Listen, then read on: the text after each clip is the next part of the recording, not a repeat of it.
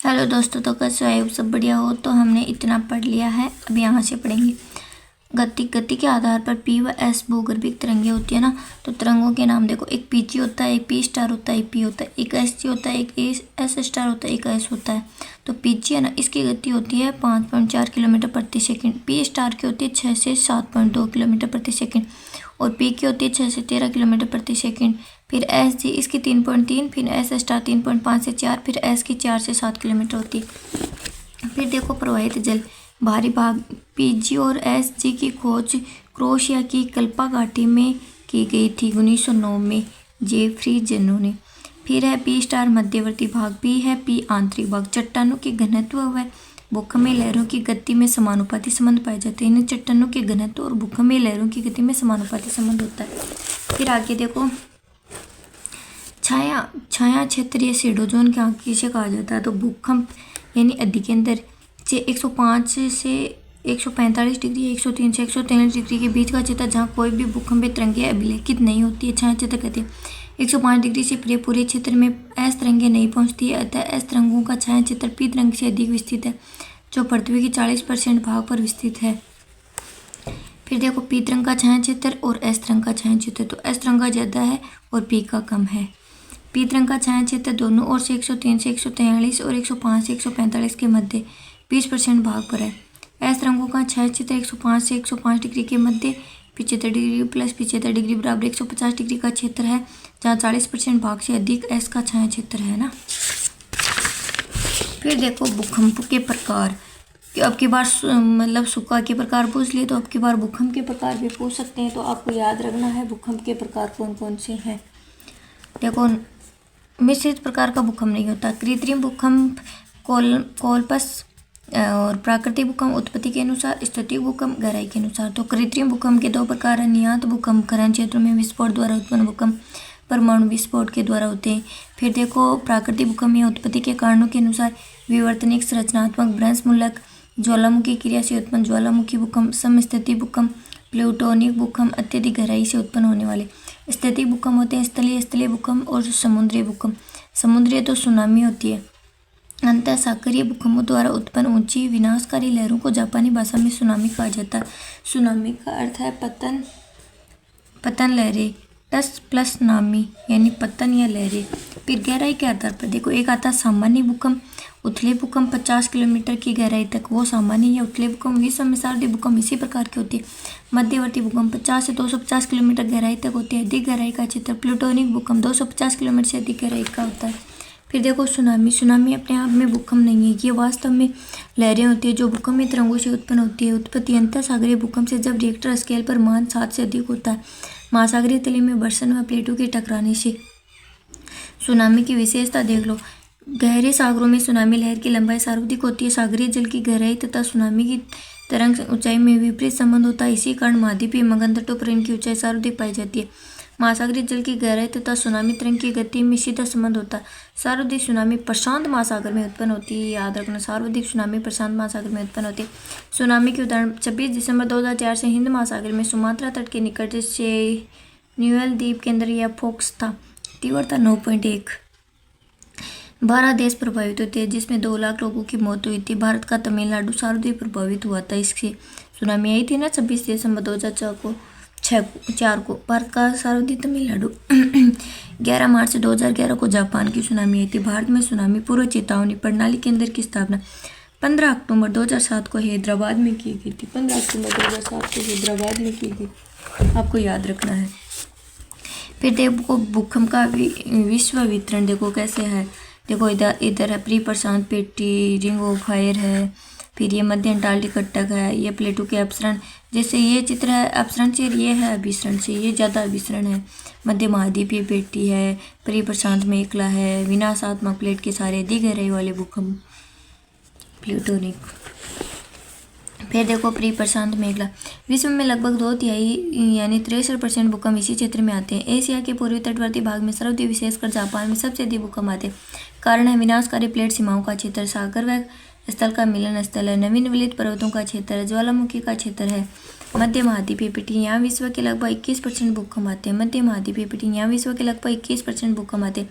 प्रमुख भूकंप क्षेत्र इटली है, एशिया माइनर है, बाल्कन है, प्रायद्वीप है। भारत और चीन के भूकंप इसी पेटी में स्थित है। कारण भ्रंश, मूलक व संतुलन क्रिया के कारण प्लेटों के विसरण के कारण आते हैं।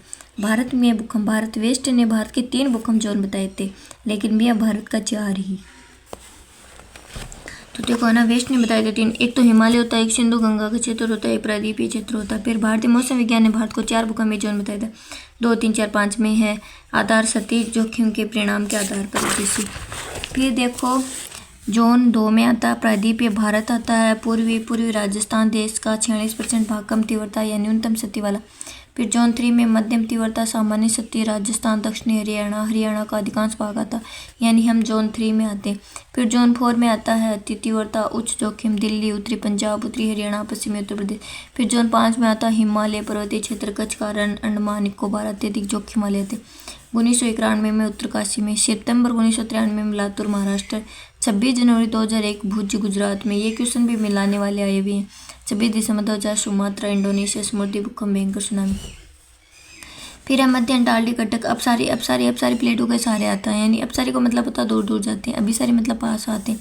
भूकंप के प्रभाव देख लो। भूकंप एक प्राकृतिक आपदा है जिसमें होने वाले प्रभाव निम्न: भूमि में हलचल है, धरातलीय विसंगति है, भू संकलन है, धरातल का झुकाव है, मृदा द्रवण है, हिम संकलन है, धरातलीय विस्थापन है, बांध व तटबंध टूटना है, आग लगना है, इमारतों का ध्वस्त होना है, सुनामी है। अन्य तत्व: राष्ट्रीय भूभौतिकी शोध संस्थान NGRI हैदराबाद में राष्ट्रीय भूभौतिकी शोध संस्थान। फिर देखो प्लेट विवर्तन सिद्धांत, ये कंप्लीट हो गया। ये अगला है तो प्लेट वाला, इसमें हम पढ़ेंगे प्लेट विवर्तन सिद्धांत के उद्देश्य, प्लेट विवर्तन सिद्धांत के साक्ष्य, प्लेटों में गति का कारण, प्लेटों का नामकरण, प्रमुख गुण प्लेटों के किनारे, प्लेट माध्य विस्थापन। फिर देखो प्लेट, दृढ़ भूखंडों को प्लेट कहते हैं। इसमें महाद्वीप और महासागर दोनों की तरह प्लेटें पाई जाती है। सामान्य इनकी औसत मोटाई 100 किलोमीटर तक होती है। क्रस्ट व ऊपरी मेंटल, महाद्वीपीय भागों में औसत मोटाई 200 किलोमीटर तथा महासागरीय भागों में औसत मोटाई 5 से 100 किलोमीटर होती है। ये स्टेनोस्फीयर दुर्बलता मंडल के ऊपर प्रहित होते हैं। प्लेट विवर्तनिक अवधारणा के अनुसार प्लेट की शक्ति है, महाद्वीप नहीं। प्लेट विवर्तन, प्लेटों के स्वभाव और प्रवाह से संबंधित अध्ययन को प्लेट विवर्तन कहते हैं। सूत्र टूम है, यानी प्लेट शब्द ने सर्वप्रथम प्रयोग टूजो विल्सन ने किया था, कनाडा के थे, 1965 में किया था। प्लेट विवर्तन शब्द का सर्वप्रथम प्रयोग मॉर्गन ने किया। प्लेट शब्द पूछ ले तो टूजो विल्सन, प्लेट विवर्तन शब्द पूछ ले तो मॉर्गन। प्लेट विवर्तन सिद्धांत हैरी हेस ने दिया था 1960 में। प्लेट विवर्तन सिद्धांत से संबंधित सहायक मॉर्गन है, पार्कर है, मैकेंजी 1967 में, होम्स है, ब्लैकिट है, वाइन है, मैथ्यू है, ये सारे हो जाएंगे। फिर देखो प्लेट विवर्तन सिद्धांत के उद्देश्य, नवीन विलित पर्वत ज्वालामुखी है, भूकंप है, महासागरीय कटके हैं, द्वीप है, गर्त है इत्यादि की समग्र रूप में व्याख्या करना होता है। भू आकृति विज्ञान का सर्वाधिक वैज्ञानिक तार्किक मान सिद्धांत PTT है। प्लेट विवर्तन सिद्धांत के साक्ष्य आधार, सागर नीतल प्रसरण, हैरी हेस ने दिया था। सागर नीतल प्रसरण हैरी हेस ने 1960 में दिया था। पूरा चुंबकत्व की पुनर्संरचना, चुंबकीय विसंगति, दूरण उत्क्रमण, दरारी घाटियों का चौड़ा होना। सागर नीतल प्रसरण हैरी हेस की संकल्पना सागरीय भूवैज्ञानिकों भू भौतिकी विधियों के कार्यों पर आधारित है। फिर देखो सागरीय, ये क्रस्ट है, सागर जल, नई परपटी का निर्माण होता है। मेसे ने प्रशांत महासागर का अध्ययन किया। वाइन व मैथ्यू ने हिंद महासागर के कालस्पर्श कटक का अध्ययन किया था। फिर देखो महासागरों के प्रसरण की दर आधी होती है। पूर्ण प्रसरण दर ज्ञात करने के लिए व्यक्त दर को दोगुना करना होता है। लाल सागर में प्रतिवर्ष 1 सेंटीमीटर की दर से प्रसरण होता है, तब पूर्ण प्रसरण दर 2 सेंटीमीटर होगी, क्योंकि 1 सेंटीमीटर में 1 कटक के 1 और का भाग होता है। सभी महासागरों में प्रशांत महासागर की प्रसरण दर सर्वाधिक है। अंटार्कटिक व हिंद महासागरीय प्रसरण दर प्रतिवर्ष मतलब इतनी 1 से 1.5 सेमी प्रतिवर्ष और इतनी। आर्कटिक कटक की प्रवाह दर सबसे कम है, 2.5 सेमी प्रतिवर्ष से भी कम है। फिर देखो पूरा चुंबकत्व, पृथ्वी की शैलों में चुंबकीय गुणों के परीक्षण को पूरा चुंबकत्व की पुनर्संरचना, गिलबर्ट और सबसे पुरानी चट्टानें इधर ऐसे मध्य महासागरीय कटक की चुंबकीय पेटियों को क्रम में व्यवस्थित कीजिए। तो इसका है गिल्ली घास, माटी में बोई, गिल्ली घास, माटी में बोई, गिलबर्ट है, घास है, माटी या महापुरुष है। अवशिष्ट चुंबकत्व, चुंबकन का रिकॉर्ड चट्टानों में दस्तावेज के रूप में सुरक्षित हो जाता है, उसे ही अवशिष्ट चुंबकत्व कहते हैं। मापन गैल्वेनोमीटर द्वारा किया जाता है। फिर देखो चुंबकीय विसंगति, चुंबकीय दिक्पात, पृथ्वी की चुंबकीय अक्ष तथा भौगोलिक उत्तरी व दक्षिणी अक्ष के मध्य कोणीय झुकाव को चुंबकीय विसंगति कहते हैं। ध्रुवता उत्क्रमण। पृथ्वी के धरातल पर चट्टानों में चुंबकत्व प्रक्रिया के विपरीत स्थितियों में मिलने वाले को ध्रुवता उत्क्रमण कहते हैं। प्लेटों में गति का कारण व दिशा प्लेट विस्थापन है। बाद में देखो हॉट स्पॉट प्लूम संवहनीय तरंगे। यह है कि पृथ्वी के आंतरिक भाग में मुख्यतः रेडियो एक्टिव तत्वों की सक्रियता के कारण भूगर्भ की चट्टानें पिघल जाती है। वह बेलनाकार संवहनीय तरंगों के रूप में ऊपर की ओर गमन करती है, जिसे प्लम संवहनीय तरंग कहते हैं। इन्हीं संवहनीय तरंगों के कारण प्लेटों में संचरण गति होती है। टेरेन मेंटल के सावनिक तथा प्लेट विवर्तनिक प्रभाव से गतिमान परपटी खंड या संवहन धाराओं के साथ प्लेटों के विस्तृत खंड गति करते हैं। फिर देखो ये है ना, ये अपसरणी, ये अभिसरण है, ये अपसरण है। तो ये अवरोही अभिसरण यानी अवरोही संवहन है, और ये आरोही, और ये आयलर सिद्धांत पृथ्वी का घूर्णन। इसके अनुसार पृथ्वी के घूर्णन के कारण भूमध्य भाग में अपकेंद्रीय बल अधिक व ध्रुवण पर कम होता है। इसी कारण ध्रुवों की ओर की प्लेटें भूमध्य रेखा की ओर गमन करती तथा भूमध्य रेखा के भागों की प्लेटें पश्चिम की ओर गमन करती। मैकेंजी और पार्कर ने 1967 में तथा 1968 में मॉर्गन ने आयलर की ज्यामितीय प्रमेय के आधार पर प्लेटों की गति की व्याख्या की थी। प्लेटों का नामकरण। महाद्वीप व महासागरों की संरचना जो भी अधिक हो उसके आधार पर प्लेटों का नामकरण किया जाता है। महासागरीय प्लेट, प्रशांत प्लेट, महाद्वीपीय प्लेट, प्रम महाद्वीपीय प्लेट, यूरेशियन प्लेट, महाद्वीपीय व महासागरीय प्लेट, मिश्रित प्लेट। यानी एक तो महासागरीय प्लेट प्रशांत होगी, महाद्वीपीय प्लेट यूरेशियन होगी, महाद्वीपीय महासागरीय प्लेट, मिश्रित plate American, African, Indo Australian, Antarctica plate है। फिर देखो प्रमुख गौण प्लेटें। इको एक सूत्र देख लो, जग कौन सा, यानी इन ये देख लो। पहले 18 जुआन डी फुको अमेरिकन प्लेट, फिर गार्डी, एक यहाँ से भी क्वेश्चन आया था आपकी बार। फिर कैरेबियन, फिर कोकस अमेरिकन प्लेट है, नजका अभिसरण स्कोशिया है। फिर इधर अफ्रीकन प्लेट है, 18 अरबियन इंडियन है, यूरेशियन है, प्रशांत प्लेट है, फिलीपींस है, ऑस्ट्रेलिया है, कैरोलिन है, ये सारी है। ये अंटार्कटिका। प्रमुख वृत्त प्लेटें 6 मॉर्गन के अनुसार। अमेरिकन प्लेट उत्तरी अमेरिका और दक्षिणी अमेरिका। नोट, जहाँ 7 प्लेटें दी गई हैं वहाँ अमेरिकन प्लेट को 2 भागों में विभक्त किया गया है। अफ्रीकन प्लेट उत्तर पूर्व की ओर है, यूरेशियन दक्षिण की ओर है, इंडो ऑस्ट्रेलियन उत्तर पूर्व की ओर, अंटार्कटिका प्लेट प्रशांत प्लेट पश्चिम की ओर, प्रशांत पश्चिम की ओर जा रही। फिर देखो गौण प्लेटें कितनी है, 20 है। जुआन डी फुका उत्तरी अमेरिका तथा प्रशांत प्लेट के मध्य है जुआन डी फुका, उत्तरी अमेरिका और प्रशांत के मध्य है जुआन डी फुका। फिर है कोकस प्लेट मध्य अमेरिका तथा प्रशांत प्लेट के मध्य, मध्य अमेरिका तथा प्रशांत प्लेट के नजका दक्षिणी अमेरिका तथा प्रशांत प्लेट या दक्षिणी अमेरिका के पश्चिम में नजका। फिर देखो स्कोशिया प्लेट दक्षिणी अमेरिका के दक्षिण पूर्वी तथा अंटार्कटिक महासागर के मध्य है। फिर वो पिछली बार आयो हेलोनिक प्लेट भूमध्य सागर तथा आसपास के क्षेत्र में। फिर अरबियन प्लेट अरब प्रायद्वीप क्षेत्र में। फिर है कैरोलिन प्लेट न्यू गिनी के उत्तरी भाग में या इंडो ऑस्ट्रेलियन भारत का फिलीपीन के मध्य। फिलीपींस प्लेट फिलीपींस द्वीप समूह के पास अपराध दक्षिण की ओर। दक्षिणी Bismarck plate Papua New Guinea के उत्तर में। फिजी प्लेट ऑस्ट्रेलिया के उत्तरी पूर्वी भाग में फिजी द्वीप समूह पर। Caribbean plate Miami plate Somali plate. प्लेटों के किनारे अधिकांश विवर्तनीय घटनाएं प्लेटों के किनारे पर घटित होती है, इसलिए इनके किनारों का अध्ययन महत्वपूर्ण होता है। किनारों के आधार पर प्लेटों को 3 भागों में बांटा गया। अभिसारी विनाशात्मक प्लेट, कन्वर्जेंट प्लेट, इसमें 2 प्लेट आमने सामने की ओर गमन अभिसरण करती है, जिसमें अधिक घनत्व वाली प्लेटें नीचे की ओर गमन करती है, वह यहाँ प्लेटों का विनाश होता है। जिसमें से अधिक घनत्व वाली प्लेट नीचे की ओर गमन करती है वहाँ प्लेटों का विनाश होता है। परिणाम नवे इनवलित पर्वतों की उत्पत्ति होती है। अभिसारी के कारण विस्फोटक ज्वालामुखी, अत्यधिक गहराई वाले भूकंप, द्वीपों व गर्तों का निर्माण होता है। अभिसरित किनारे के 3 प्रकार से निर्मित होते हैं। कौन कौन से होते हैं देखो, एक होता है महासागरीय व महाद्वीपीय प्लेटों का अभिसरण होता है। तो इसमें देखो पूर्वी प्रशांत प्लेट व अमेरिकन प्लेट टकराने के कारण रॉकीज व एंडीज पर्वत का निर्माण प्रशांत प्लेट का भारी होने के कारण नीचे की ओर क्षेपित होने से हुआ है। फिर देखो ये रॉकीज पर्वत है, पूर्वी प्रशांत अमेरिकन प्लेट, पूर्वी प्रशांत प्लेट, एंडीज अमेरिकन प्लेट, घनत्व अधिक होने के कारण प्रशांत प्लेट। तो ये सारे महाद्वीप और महासागर के अभिसरण से हुए हैं। तो प्रशांत प्लेट आगे 18 अमेरिकन प्लेट आगे जाओ। एक औसत कोण अंक दुनिया को 45 डिग्री। प्रत्यावर्तित प्लेट के क्षेत्र में तिरछे झुके हुए भूकंप उत्पत्ति क्षेत्र बेनियोग जोन कहलाते हैं। फिर देखो महाद्वीप और महाद्वीपीय प्लेटों का अभिसरण। ये देखो यूरेशियन प्लेट है 1833 भूसंतति, 18 इंडियन प्लेट अधिक घनत्व है, निर्माण हिमालय। इंडियन प्लेट का भाग यूरेशियन प्लेट के नीचे क्षेपित होता है। इंडियन प्लेट का भाग यूरेशियन प्लेट के नीचे क्षेपित होता है। यहाँ प्लेटों की मोटाई अधिक होने के कारण ज्वालामुखी नहीं आती। महासागरीय प्लेटों का अभिसरण, इससे उत्पन्न संपीड़न के द्वारा मुख्यतः गर्तों और द्वीपों का निर्माण होता है। महासागर में गर्त और द्वीप बनती है। ये गर्त बन गया, ये द्वीप बन गया। देखो फिर है अपसारी रचनात्मक संबंधी प्लेट डाइवर्जेंट बाउंड्री। इसमें दोनों प्लेट विपरीत दिशा में गमन करती है, जिसके कारण नवीन रचना का निर्माण होता है। उदाहरण है मध्य अंटार्कटिक कट्टर, नवीन रचना का निर्माण होता है। नवीन रचना का निर्माण होता है, इधर होता है प्लेटों का अभिसरण होता है। अब सारी प्लेटों के सारे निर्मित विशेषताएं स्थला करती। नई महासागरीय क्रस्ट का निर्माण है, ज्वालामुखी क्रिया, अंतर सागरीय पर्वत श्रेणियां, रूपांतरण भ्रष्ट का निर्माण, कम गहराई वाली भूकंप है। फिर है संरक्षीय सीमा रूपांतरण। इसमें दो प्लेटें एक दूसरे के समानांतर गति करती है, जिससे न तो प्लेट का विनाश होता है और न ही नई संरचना का निर्माण, परंतु भ्रंश व भूकंप देखने को मिलते हैं। फिर है कैलिफोर्निया के निकट सान एंड्रियास प्रशांत प्लेट। फिर ये अमेरिकन प्लेट है।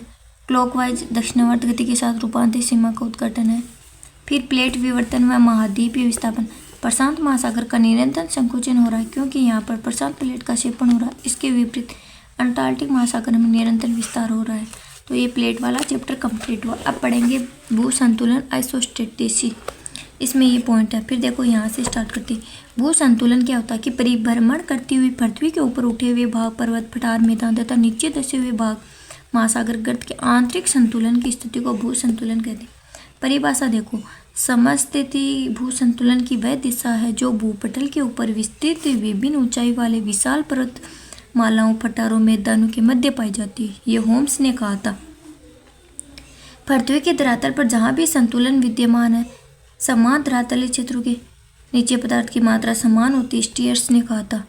आइसोस्टेटिसी शब्द ग्रीक भाषा के आइसोस्टेटिसी लिया गया, जिसका अर्थ होता है समस्थिति होता है, समस्थिति होता है ना, याद रखना। फिर देखो आइसोस्टेटिसी शब्द का सर्वप्रथम प्रयोग डट्टन ने किया था। ये यूएसए के भूगर्भ 1889 में किया था। विश्व में सर्वप्रथम समस्थिति का विस्तार 1735 ईस्वी में एंडीज पर्वत के सर्वेक्षण के दौरान पियरे बुगार्ड ने दिया था। फिर देखो कि भू संतुलन की संकल्पना का प्रतिपादन किसने किया था। 1859 ईस्वी में सिंधु गंगा के मैदान के अक्षांशों का निर्धारण जॉर्ज एवरेस्ट के निर्देशन में हो रहा था। उस समय कल्याण तथा कल्याणपुर नामक दो स्थानों के अक्षांश का माप त्रिभुजीकरण तथा खगोलीय विधि के अनुसार किया गया। तो दोनों मापों में 5.236 इंच सेकंड का अंतर आया गया था। कल्याण हिमालय से मात्र 60 मील दूर था। अंतर का कारण एरी ने हिमालय को बताया। वह पेंडुलम को अपनी ओर आकर्षित कर रहा था। प्राट ने हिमालय को महाद्वीप की तरह सियाल से बना हुआ माना तथा उसका घनत्व 2.75 मानकर गणना की। तो अंतर 15.885 का आना चाहिए था, जो वास्तव में कम था। जहाँ तो आंखों दुनिया को अंतर 10 को होगा, ये पिछली बार पूछा था।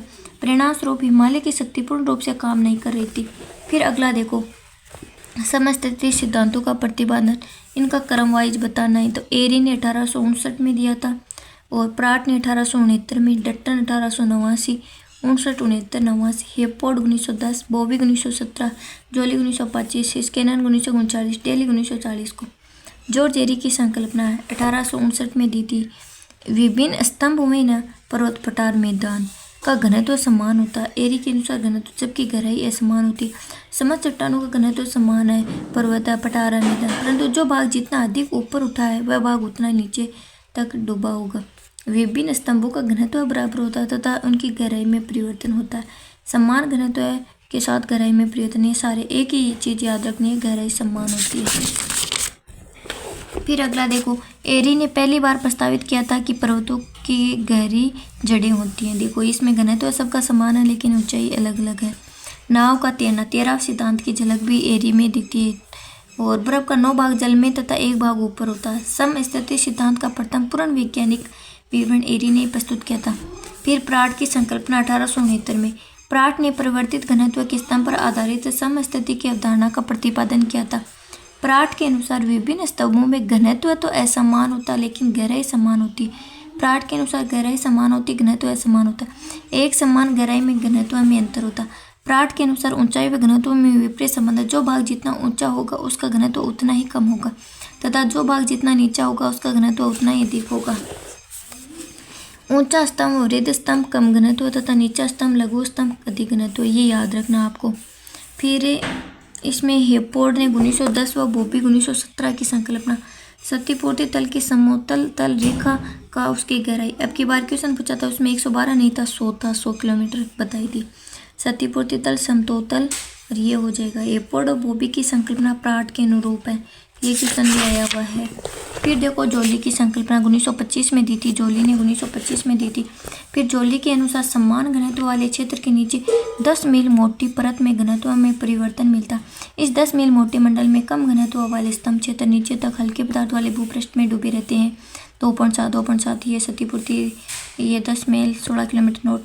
इस मंडल में निचला भाग असमान मिलता है। जोली व ऑर्थर होमस के विचार एरी के अनुरूप है। फिर देखो इस केनन की संकल्पना 1939 ईस्वी एरी व प्राट की संकल्पना को मिलाकर एक नई संकल्पना का प्रतिपादन किया था। इस केनन ने बताया था कि एक ही स्तंभ के विभिन्न भागों में अलग अलग घनत्व, जैसे ये स्तंभ है इसके भागों में अलग अलग घनत्व होता है। फिर देखो इसके अनुसार एक भूस्तंभ के विभिन्न भागों में ऊपर से नीचे तथा विभिन्न स्तंभों के घनत्व में अंतर होता। कम ऊंचे भूस्तंभ का घनत्व अधिक होगा तथा अधिक ऊंचे भूस्तंभ का घनत्व कम होगा। इस प्रकार भूकंप के ऊपरी भाग में कम घनत्व, निचले भाग में अधिक घनत्व होता। फिर देखो दिल्ली की प्रतिमूल संकल्पना 1940 में दी थी। 1940 में दिल्ली जो एरी की मूल संकल्पना के विपरीत है। दिल्ली इसके विपरीत है। प्राट के समान रेरी, देखो प्राट के समान तो डटन बोवी हेपर्ड ऐसे भी पूछ सकते हैं। तो प्राट ने बताया था कि घनत्व अलग अलग होता है। एरी में बताया था घनत्व समान होता है। तो ऑर्थर होम्स और जोली होता है। भूपटल समस्थिति समायोजन, भू संतुलन समंजन, आइसोस्टेटिसी या एडजस्टमेंट, भू संतुलन साम्यता पुनर्स्थापित करने वाली प्रक्रिया है। इसमें ये पर्वत है, फिर अपवर्तन, फिर परिवहन, फिर निक्षेप, फिर अधस्तर होगा इसमें। फिर आगे देखो भूपतल पर उच्चावच, प्राथमिक श्रेणी के उच्चावच, द्वितीय श्रेणी के उच्चावच और तृतीय श्रेणी के उच्चावच। प्राथमिक में आते हैं महाद्वीप और महासागर, द्वितीय में आते हैं पर्वत, पठार, मैदान, तृतीय श्रेणी के उच्चावच में आते हैं अपक्षय अपवर्तन द्वारा निर्मित स्थल रूप आते हैं। वी आकार की घाटी, यू आकार की घाटी, छत्रक शिला आता है। भू संततियाँ लंबे, संकरे तथा उथले जलीय भाग होते हैं जिनमें तल छठीय निक्षेप के साथ साथ वाली में दशा होता है। भू संतति शब्द का सर्वप्रथम प्रयोग डाना ने किया था। भू संतति संकल्पना प्रतिपादन की ढाल व डाना ने। भू संतति सिद्धांत का प्रतिपादन होग ने किया था। होग ने सर्वप्रथम वलित पर्वतों को भू संततियों के संबंध की व्याख्या की थी। फिर देखो पर्वत निर्माण की सिद्धांत। पर्वत है, पर्वतों का वर्गीकरण है, पर्वत निर्माण का घटना है, पर्वत निर्माणकारी सिद्धांत है। पर्वत 1000 मीटर से अधिक ऊंचे ऐसे भाग जिनके ढाल तीव्र शिखर और संकुचित होते हैं। शैलिस ब्रिज, संकुचित शिखर, माता श्री धीरे बोल, संकुचित शिखर वाले क्षेत्र उच्च स्थल पर्वत कहलाते हैं। फिर देखो पर्वतों का वर्गीकरण। फिर वलित पर्वत, ब्लॉक पर्वत, ब्रह्मस्तोष, होस्ट अवरोधी, फिर गुम्बदाकार पर्वत, फिर से संग्रहित संचय पर्वत। कोटोडगदेई। वलित पर्वत संपीड़न की शक्ति द्वारा विशेषता विश्व के सबसे ऊंचे तथा सर्वाधिक विस्तृत होते हैं। ये वलित पर्वत होते हैं। नवीनतम पर्वत, उच्चतम चोटियाँ, जलज है, अवसादी चट्टान, लंबाई अधिक व चौड़ाई कम होती, चाप के आकार के आधार। देखो वलित पर्वत के उदाहरण देख लो, हिमालय है, रॉकीज है, एंडीज है, आल्प्स है। फिर देखो ब्लॉक पर्वत, ब्रोंसो होस्ट अवरोधी, तनाव खिंचाव की शक्ति द्वारा, उदाहरण सियरा नेवादा कैलिफोर्निया यूएसए में। नोट विश्व का सबसे अधिक विस्तृत ब्लॉक पर्वत है। सियरा नेवादा कैलिफोर्निया यूएसए में विश्व का सबसे अधिक विस्तृत ब्लॉक पर्वत है। वास्टेंस रेंज यूएसए में, वास्ट जेज फ्रांस में, ब्लैक फॉरेस्ट यूरोप में, हार्ज जर्मनी में, साल्ट रेंज पाकिस्तान में, नीलगिरी व सतपुड़ा भारत में। इसका सूत्र वाह ब्लैक शीशा है, नीला पत्थर है। फिर गुंबदाकार ज्वालामुखी क्रिया व स्थल के उभार के कारण, उदाहरण बिग हांस पर्वत यूएसए में, ब्लैक हिल्स यूएसए में है। फिर संग्रहित संचयन पर्वत ज्वालामुखी से निकले पदार्थों के जमाव से, उदाहरण कोटोपेक्सी इक्वाडोर में है, एंकागुआ चिली में है, पोपोकेटीपेटल मेक्सिको में, लोसेन शिखर कैलिफोर्निया यूएसए में, सेंट हेलेना कोस्केट श्रेणी में है, शास्ता रेनियरहुड यूएसए में है, मेयान फिलीपींस में है, फ्यूजियामा जापान में, विसुवियस इटली में। फिर देखो अवशिष्ट पर्वत कौन कौन से, तो अविनाश घाट महापारा, अरावली है, विंध्याचल है, नीलगिरी है, सतपुड़ा, पूर्वी पश्चिमी घाट है, महादेव पर्वत श्रेणी है, पार्श्वनाथ है, राजमहल है, ओजार्क यूएसए में, अप्लेसियन यूएसए में। यह सब अवशिष्ट के हैं। फिर देखो पर्वत निर्माणकारी घटनाएं काल के आधार पर। ये देखो प्री पे में से नू है ना, तो प्रीको ओ प्रीके यानी कैम्ब्रियन, कैम्ब्रियन पूर्व चर्नियन, कैम्ब्रियन पूर्व चर्नियन इसमें आएगा यूएसए की झील के चारों ओर लोरेंसियन पर्वत है, एलिगोमन पर्वत है, किलानियन पर्वत है, फिनो स्कैंडिनेविया यूरोप है, KACD यानी कैलिडोनियन, ब्रिटेन, सिलोरियन, डिवोनियन सूत्र के असमान साथ है, Appalachian USA, Scandinavia Europe, Mahadev Satpura Bharat में, और हर्चियन को परमियन नामकरण जर्मनी के हॉर्ज पर्वत के नाम के आधार पर दिया गया था, और हॉर्ज पर्वत जर्मनी में, वारिस्कन यूरोप में, अल्टाइल त्यांगसांग सिंगन एशिया में। ऐसा सब आपको याद ही रखनी है। योमा प्लाव अल्पाइन भूलचर में, उदाहरण रॉकीज उत्तरी अमेरिका, इंडीज दक्षिणी अमेरिका, आल्प्स यूरोप में, कार्पेथियन है, कोकेसस है दक्षिणी अल्पेस न्यूजीलैंड में, एटलस अफ्रीका में, पामीर की गांठ एशिया में है, हिमालय हिंदुकुश अल्बुर्ज है, कुनलुन है, जेग्रोस है, ग्रेट डिवाइडिंग रेंज ऑस्ट्रेलिया में। देखो शांतकाल क्या होता है कि दो पर्वत विनाशकारी घटनाओं के मध्य का समय होता है। चोटी माउंट ब्लॉक, आल्प्स अल्बर्ज, कोकेसस पर्वत है, मैकिनले रॉकीज पर्वत है। फिर देखो पर्वत निर्माण के सिद्धांत है। लंबवत गति के आधारित सिद्धांत, क्षैतिज पार्श्व गति के आधारित सिद्धांत। लंबवत गति हरमन दोलन तरंगित गति है, और विलिस है, वेमलिन है। फिर क्षैतिज पार्श्व गति के आधारित सिद्धांत, संकुचन सिद्धांत है, महाद्वीपीय विस्थापन सिद्धांत है। तो संकुचन सिद्धांत इसमें भी अब की बार एक क्वेश्चन आया था। आधारित भूपृष्ठ के संकुचन पर सर्वप्रथम प्रतिपादन डानन 1847 में यूएसए भूगर्भित इलिड्यू माउंट यूरोप। समर्थक स्पेस तथा आर्कंड का सिद्धांत।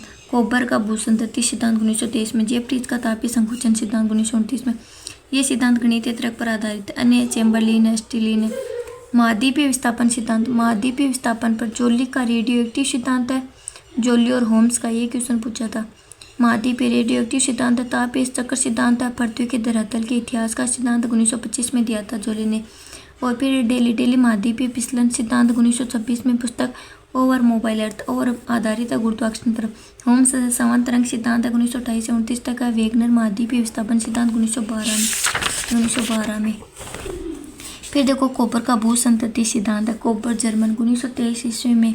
सिद्धांत भूसंतति उद्देश्य प्राचीन दृढ़ भूखंडों तथा भूसंततियों के मध्य संबंध स्थापित करना। संकुचन पर है कोपर का संकुचन विचार। जहाँ पर आज पर्वत है वहाँ पहले भूसंततियाँ थी जिन्हें कोपर ने पर्वत निर्माण स्थल बताया है या पर्वतों का पालना कहा। क्रेटोजोन क्या होती है? भूसंततियों के चारों ओर प्राचीन दृढ़ भूखंड होते हैं। फिर कोपर के अनुसार पर्वत निर्माण की 3 अवस्थाएं। प्रथम अवस्था भूसंतति का निर्माण होता है, अवसादीकरण का अवतलीकरण होता है इसमें। फिर द्वितीय अवस्था होती है पर्वत निर्माण की अवस्था होती है। इसमें देखो ऐसे संपीड़न के अप्रभाव से रेड केटन किनारे पर स्थित पर्वत क्रेटोजन। स्वासीन ब्रग विशिष्ट मध्य पिंड के उदाहरण हेंकादी, अन्नापोटा, हीरा, एलजे, बेसिनवासी रूपियट, हेंगरी का मैदान, कोरपेथियंस तथा डिनारिक आल्प्स के मध्य, अनातोलिया का पठार टोरस व पोटिंग के बीच, ईरान का पठार अल्बुर्ज व जेग्रोस के मध्य, बेसिन रेंज वास्ता श्रेणियों सिरा नेवदा के मध्य, रोम सागर पेरिनीस तथा एटलस के मध्य, तिब्बत का पठार हिमालय और कुनलुन के मध्य, कैरेबियन सागर पश्चिमी द्वीप समूह मध्य अमेरिका के मध्य। तृतीय अवस्था पर्वत विकास की अवस्था कहा जाता है। तृतीय अवस्था को देखो। फिर सामान्य तरंग सिद्धांत होम्स ने दिया था 1928 से 29 में दिया था। सामान्य तरंगों की उत्पत्ति चट्टानों में स्थित रेडियो सक्रिय पदार्थों पर आधारित है। समन धाराएं अपसरित व अभिसरित दोनों ही होती है। पर्वत निर्माण की अवस्थाएं 3 होती है। प्रथम अवस्था भूसंतति का निर्माण होता है। ये देखो अभिसरण गिरते स्तंभ के अवरोही तरंगों के सारे भूसंतति का निर्माण हो सकता है। ऐसे भी पूछ सकते हैं, अपसरण नहीं अभिसरण। गिरते स्तंभ अवरोही आरोही तो अवरोही के सारे भूसंतति का निर्माण। फिर द्वितीय अवस्था पर्वत निर्माण की अवस्था होती है। फिर तृतीय अवस्था पर्वत विकास की अवस्था होती है।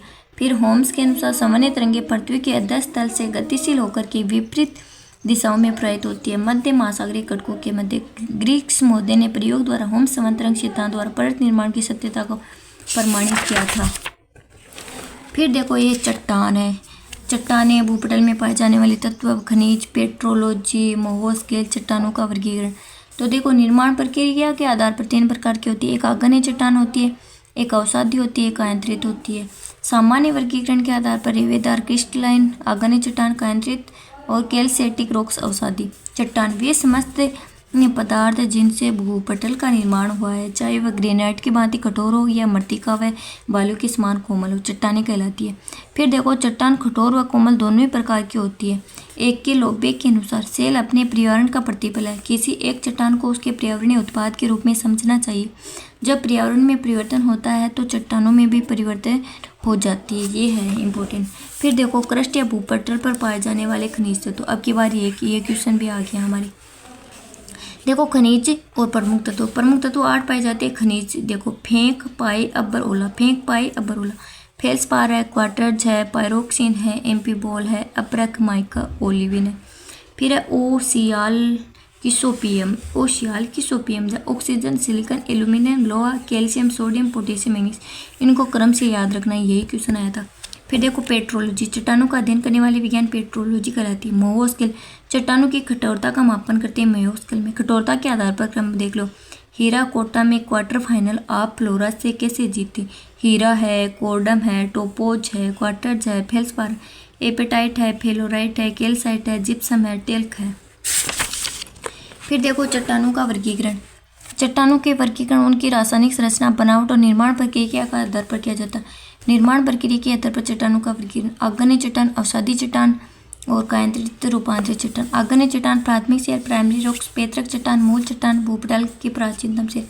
आग्नेय शब्द की उत्पत्ति लैटिन भाषा में इग्निस से हुई, जिसका अर्थ है अग्नि होता है।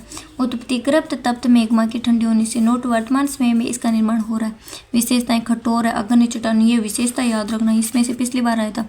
आग्नेय चट्टान कठोर होती है, रेवेदार, क्रिस्टलीय, दानेदार होती है, परतें नहीं होती है, जीवाश्म नहीं होते हैं, अरुंद्र में अप्रवेश में जल का प्रवेश नहीं होता। भौतिक अपक्षय का प्रभाव सर्वाधिक होता है आग्नेय में। रासायनिक अपक्षय का प्रभाव गौण होता है। आग्नेय चट्टानों के उदाहरण ग्रेनाइट, गेब्रो, बेसाल्ट, पेग्मेटाइट, ब्रेशिया, टप। ग्रेनाइट, गेब्रो, बेसाल्ट, पेग्मेटाइट, ब्रेशिया, टप। फिर देखो, आग्नेय चट्टानों का वर्गीकरण। उत्पत्ति के आधार पर आंतरिक आग्नेय चट्टान, बाह्य आग्नेय चट्टान। आंतरिक आग्नेय चट्टान में पाताली, वितली, मध्यवर्ती। उदाहरण ग्रेनाइट। सिलिका की मात्रा 65 से 85% अपेक्षाकृत अधिक होती है। कणों का आकार बड़ा, क्योंकि मैग्मा धीरे धीरे ठंडा होता है। इसके क्वार्टर जो है ऑर्थो क्लास से हुआ। इसमें प्रमुख खनिज है फेल्सपार 52%, क्वार्टर 31%, अब्रेक 13.5%। मध्यवर्ती बेथोलित, लेकोलित, फेकोलित, लोपोलित, सिल, डाइक। फिर बाहरी या बाह्य आग्नेय चट्टान के उदाहरण बेसाल्ट से निर्मित है। सिलिका की मात्रा 45 से 60 होती है और कणों का आकार छोटा होता है, महीन होता है, सूक्ष्म, क्योंकि लावा शीघ्रता से ठंडा होकर जम जाता है। फिर देखो, इसके अंदर है टिटेनिफेरस, फेरो, ये सारे। इसका गहरा रंग काला रंग होने की अधिकता के कारण होता है। प्रमुख खनिज फेल्सपार 46%, आजाइट 36 है, लोहा 9.5 है, धरातल का 20% भाग बेसाल्ट से आच्छादित है। गेब्रो, ऑब्सिडियन, ये सारे चाहिए। फिर देखो आगे, रासायनिक संरचना के आधार पर अम्लीय और बेसिक सारी। अम्लीय सिलिका की मात्रा 65 से 85% होती है, उदाहरण ग्रेनाइट होते हैं। बेसिक ये सारे 45 से 60% होता है, बेसाल्ट, गेब्रो, डोलेराइट। मध्यवर्ती में सिलिका की मात्रा 45 से कम, 65 से अधिक। इसमें सिलिका अम्लीय, बेसिक के मध्य, उदाहरण डायोराइट है, एंडेसाइट है। अल्ट्रा बेसिक है, 15% से कम, पेरिडोटाइट। कणों के आधार पर पेग्मेटिक आग्नेय शेल बहुत बड़े कण होते हैं। फेनेरेटिक आग्नेय शेल बड़े कणों वाली होती है। एफेनेटिक आग्नेय शेल सूक्ष्म कणों वाली होती है। ग्लासी आग्नेय शेल बिना कणों वाली होती है। फोरफायरेटिक आग्नेय शेल मिश्रित कणों वाली होती है। फिर मैग्मा के प्रकार आरएबी रोयोलिटिक, एंडोसाइटिक, बेसाल्टिक। रोयोलिटिक, एंडोसाइटिक, बेसाल्टिक होता है 650 डिग्री से 800 डिग्री और एंडोसाइटिक 800 से 1000 ये होता है। संपूर्ण पृथ्वी की संरचना में आग्नेय चट्टानों का योगदान सर्वाधिक होता है। संपूर्ण पृथ्वी में पूछ लेना तो आपको आग्नेय चट्टान सर्वाधिक होता है। पृथ्वी के धरातल पर भूपृष्ठ पर सर्वाधिक विस्तृत शेल अवसादी चट्टान है। आग्नेय चट्टानों स्थलाकृति मेसा व बुट्टी, होंगबेक व क्वेस्टा। मेसा व बुट्टी ये कठोर चट्टान, इसके नीचे कोमल, ये कठोर चट्टान। मेसा एक स्पेनिश शब्द है जिसका शाब्दिक अर्थ होता है टेबल या मेज होता है। नीचे कोमल और ऊपर कठोर चट्टानों से बनी मेज सदृश आकृति की मेसा कहते हैं। कठोर चट्टानों से निर्मित खड़े ढाल वाला उच्च सपाट भाग जो सामान्य शुष्क प्रदेशों में पाया जाता है। बुट्टी क्या आती है? छोटी मेसा, छोटी मेज सदृश आकृति, उदाहरण सिप्रोक्यूसे। पाट, रांची के पठार पर मेसा को पाट के नाम से जानते हैं। होंगबेक व क्वेस्टा। होंगबेक या क्वेस्टा लंबी संकरी पर्वत श्रेणी जिसके नत्ती व ढाल खड़े होते हैं। क्वेस्टा स्पेनिश भाषा का शब्द है जिसका अर्थ फाड़ी श्रेणी, संकरी पर्वत श्रेणी जिसकी नत्ती व ढाल झुके हुए होते हैं। होंग बे खड़े होते हैं, क्वेस्टा झुकी हुई होती है। फिर देखो अवसादी या परतदार या सेडिमेंट्री रॉक की जगह। सेडिमेंट्री शब्द की उत्पत्ति लैटिन भाषा के शब्द सेडिमेंट्स से हुई है, जिसका अर्थ होता है नीचे बैठना, व्यवस्थित होना। अवसादी चट्टान अंततः अग्नि चट्टानों के अपक्षय से प्राप्त होती है। उत्पत्ति अवसादी व जीवाश्म के शिली भवन लिथिफिकेशन से, चट्टानों के संपीड़न व संयोजन से। पौधे, जंतुओं, अन्य सूक्ष्म जीवों अवसादों से निर्मित है। इस चट्टान में सिलिका, कैल्साइट व लोहे योग्य प्रमुख संयोजक तत्व होते हैं। विशेषता जीवाश्म युक्त कोयला कोमल मुलायम परतदार स्थिरीकरण रंध्र युक्त होता है। संधियाँ जोड़ पाए जाते हैं, भूपृष्ठ के सर्वोदय क्षेत्र में पाए जाते हैं। नोट, इसमें क्रिस्टल रेवे नहीं पाए जाते हैं, जिसके आगने में पाए जाते हैं, अवसादी में नहीं पाए जाते। नैसर्गिक कोनेट जल भूमिगत जल का स्रोत है, जो अवसादी चट्टानों से प्राप्त होता है। फिर देखो निर्माण में भाग लेने वाले अवसादी के आधार पर वर्गीकरण। सेल चूर्ण यांत्रिक क्रिया द्वारा निर्मित कैल्स्टिक रॉक है। विशेषता खंडमय जना इको है कि बालू काको मरग्यो साड़ू, यानी बालू काका बालू पत्थर कॉन्ग्लोमेरेट मृत्तिका क्ले सेल लोइस। जैविक क्रिया कार्बनिक क्रिया द्वारा निर्मित अखंडमय है। चूड़ी कंगन खड़काव, चूना पत्थर डोलोमाइट, कोयला गिजराइट, खिड़िया चौक मिट्टी। रासायनिक क्रिया के आधार पर सेलन हिला मार, सेल खड़ी नमक हेलेडाइट। सेल का अप्रवेश्य स्वभाव होने के कारण विश्व के अधिकांश तेल भंडार नहीं इन्हीं चट्टानों के ऊपर पाए जाते हैं। फिर कायांतरित या रूपांतरित सेल मेटामॉर्फिक रॉक। तापमान व दबाव के कारण आग्नेय अवसादी चट्टानों की संरचना में परिवर्तन। कठोर अप्रवेश्य खनिज संरचना में परिवर्तन, धात्विक खनिजों की प्रधानता, ये सारे रूपांतरण के प्रकार। तापीय संस्पर्शीय रूपांतरण, चूना पत्थर संगमरमर में बदलना। क्षेत्रीय व गतिक रूपांतर, आग्नेय चट्टान कायांतरित चूना, ग्रेनाइट नानी, बेसाल्ट गेब्रो ग्रेनाइट निस में, बेसाल्ट एम्फीबॉल में, गेब्रो सर्पेटाइन में, अब्रक सिस्ट में हो जाता है। फिर देखो अवसादी चट्टान, बालू पत्थर क्वार्टरजाइट, चूना पत्थर संगमरमर, डोलोमाइट संगमरमर, खड़िया बट्टी संगमरमर, सेल्ट स्फोलेराइट सिस्ट में, क्ले स्लेट, कोयला ग्रेफाइट हीरा, कॉन्ग्लोमेरेट निस। पुनः रूपांतरण, कभी कभी कायांतरित सेल का भी रूपांतरण हो जाता है। रूपांतरित सेलों के प्रकार, पत्राभिकृत अपत्राभिकृत। पत्राभिकृत में फोलिएशन अपत्रण, कायांतरित चट्टान जो परतों के रूप में पाई जाती है उसे फोलिएशन कहते हैं। सब्बा सीनी पत्ता चुक, स्लेट फाइलाइट सिस्ट निस्ट। फिर देखो है सर के संग क्वार्टर में अपात्र है, सर के संग क्वार्टर में अपात्र संगमरमर सर्पेटाइन क्वार्टरजाइट अपात्र जिसे। फिर देखो केलीवेज, चट्टानों के एक निश्चित दिशा में टूटने का गुण केलीवेज कहलाता है। फिर बेंडिंग, कभी कभी कांतरित चट्टानों में खनिज पतली से मोटी परत के रूप में व्यवस्थित हो जाती है तथा गहरे व हल्के रंगों में दिखाई देती है, तो उसे बेंडिंग कहते हैं। चट्टानों के निर्माण के दौरान अपनाए जाने वाला सही क्रम, मेगमा, फिर आग्नेय, फिर अवसादी, कांतरित। तो आज इतना ही पढ़ेंगे और आपको कैसा लगा वीडियो कमेंट में ज़रूर बताना। धन्यवाद।